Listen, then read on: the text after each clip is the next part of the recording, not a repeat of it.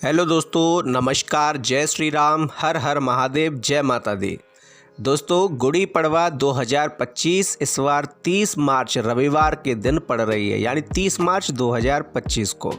दोस्तों, गुड़ी पड़वा यानी नवरात्रों की शुरुआत, यानी कि विक्रम संवत की शुरुआत। इस बार नव वर्ष यानी विक्रम संवत 2082 की शुरुआत 30 मार्च से होगी।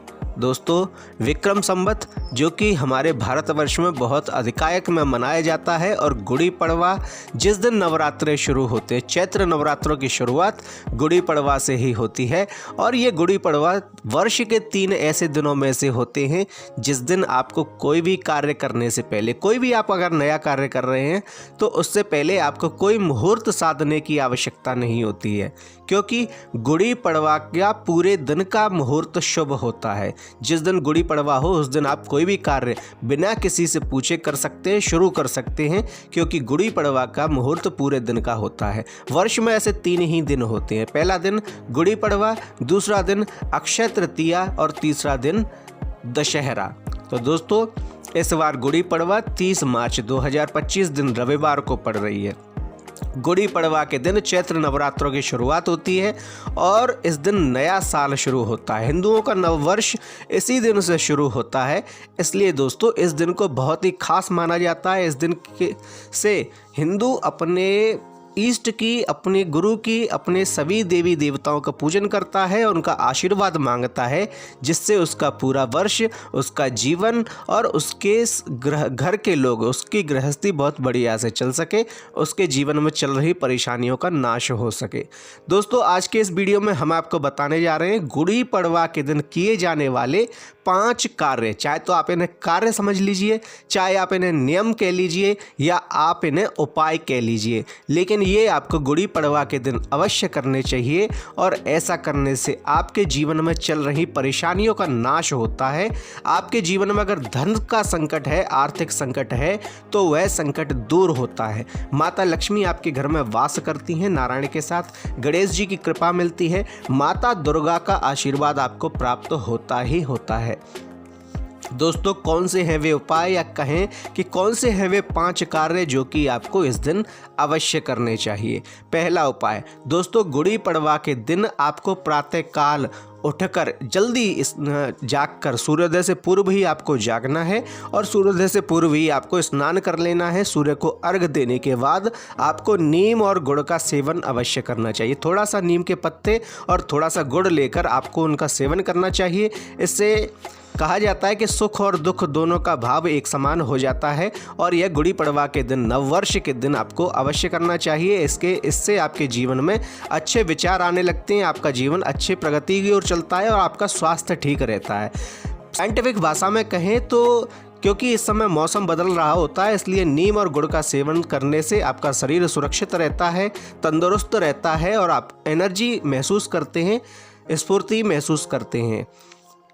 उसके बाद दोस्तों, आपको हनुमान जी का पूजन करना चाहिए। गुड़ी पड़वा के दिन आपको सर्वप्रथम हनुमान जी का पूजन अवश्य करना चाहिए। हालांकि इस दिन नवरात्रे बैठते हैं, घट स्थापना होती है, लेकिन उससे पहले आपको हनुमान जी का पूजन अवश्य करना चाहिए। अगर उस दिन शनिवार है तो आपको चमेली का उन्हें चोला चढ़ाना चाहिए, अन्यथा आपको हनुमान जी के पूजन करते हुए उन्हें भोग में लड्डू या जो बूंदी होती है, लाल वाली बूंदी, उसका भोग लगाना चाहिए। हनुमान जी के पूजन के बाद आपको उनसे आशीर्वाद लेना चाहिए और फिर आपको घट स्थापना या अन्य कार्य करने चाहिए। इसका कारण ये है कि आपकी कुलदेवी या आपके इष्ट देव या आपके पितृ अगर आपसे रूठे हुए हैं तो हनुमान जी की कृपा से वे आपसे प्रसन्न होते हैं और उसके बाद ही आपको माता रानी का आशीर्वाद प्राप्त होता है। ऐसे समझ लीजिए जैसे कि आपके पिता या आपकी माता अगर आपसे रूठे हुए हैं तो आपका बाहरी कोई व्यक्ति अगर आपका शुभचिंतक है तो वह भी आपकी सहायता नहीं कर सकता। और अगर आपके घर के लोग आपसे प्रसन्न हैं तो बाहरी व्यक्ति अगर आपकी सहायता करता है तो वह बहुत अच्छे तरीके से सहायता कर सकता है। किसी भी व्यक्ति की सहायता के लिए कोई इष्ट देव या कोई भी देवी देवता, कोई भी शक्ति अगर उसकी सहायता करना चाहती है तो उसकी कुलदेवी और उसके पितृदेवों का मानना या अच्छी तरह से उस व्यक्ति को आशीर्वाद देना आवश्यक होता है, और यह काम हनुमान जी आसानी से करवा देते हैं। इसलिए हनुमान जी की पूजन इस दिन आपको अवश्य करनी चाहिए, अन्य कोई पूजा करने से पहले। नंबर 2, दोस्तों, अगर आप कोई व्यापार करते हैं और आपके व्यापार में आपको अचानक से धन चाहिए तो आपको हरिद्रा के कुछ दाने अपनी दुकान के दरवाजे के दोनों तरफ डाल देने हैं।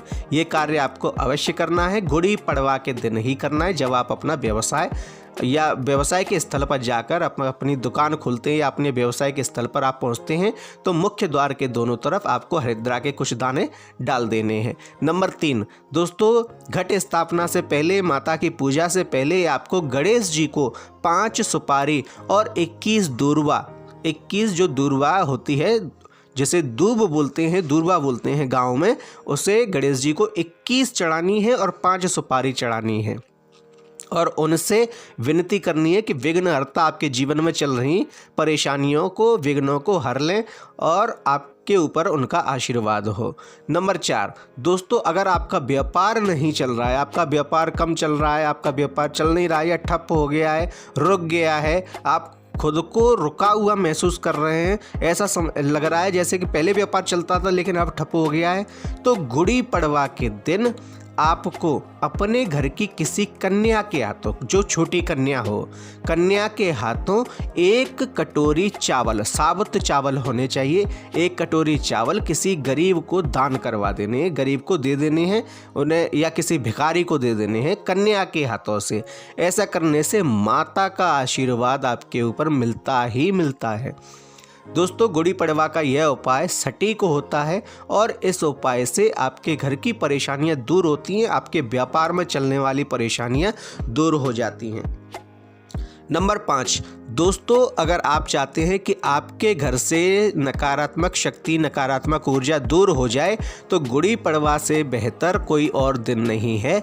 इस दिन माता रानी का विशेष आशीर्वाद आपको प्राप्त होता है, गुड़ी आपके घर में विराजित होती है। इसलिए 5वां उपाय यह है कि आप अपने पूरे घर में गुड़ी पड़वा के दिन गंगा जल से छिड़काव कीजिए। आम का पत्ता ले लीजिए या आप पान का पत्ता ले लीजिए या पीपल का पत्ता ले लीजिए। उस पत्ते से आपको एक कलश में या कटोरी में आपको गंगा जल लेना है और पूरे घर में अंदर से बाहर की ओर छिड़कते हुए आना है। ऐसा करने से गंगा जल के प्रभाव से नकारात्मक शक्तियाँ आपके घर से बाहर निकलेंगी और सकारात्मक माहौल आपके घर में होगा। उसके बाद गुड़ी पड़वा के दिन आपको घट स्थापना करनी है, माता रानी का पूजन करना है। माता रानी का पूजन करने से और फिर आप जैसे भी आप नवरात्रे रहते हैं, आप अगर व्रत रहते हैं तो व्रत लीजिए, आप दर्शन करने जाना चाहते हैं दर्शन कीजिए, आप अपने घर में पूजा करते हैं तो अपने घर में पूजा करिए। जो भी आपका रूटीन रहता है, जिस प्रकार से भी आप माता रानी की पूजा करते हैं उस प्रकार से कीजिए। और अगर आप कोई सिद्धि चाहते हैं तो आप अगर सिद्धि करना चाहते हैं तो इन 9 दिनों में आप सिद्धि कर सकते हैं। हालांकि सिद्धि की जो शुरुआत होगी वो गुड़ी पड़वा से आप कर सकते हैं, बहुत ही शुभ होगा। तो दोस्तों, आपको हमारी ये जानकारी अगर अच्छी लगी हो तो हमारे वीडियो को लाइक कीजिए, शेयर कीजिए, कमेंट में जय श्री राम, हर हर महादेव, जय माता दी लिखिए और हमारे चैनल को सब्सक्राइब कीजिए। धन्यवाद।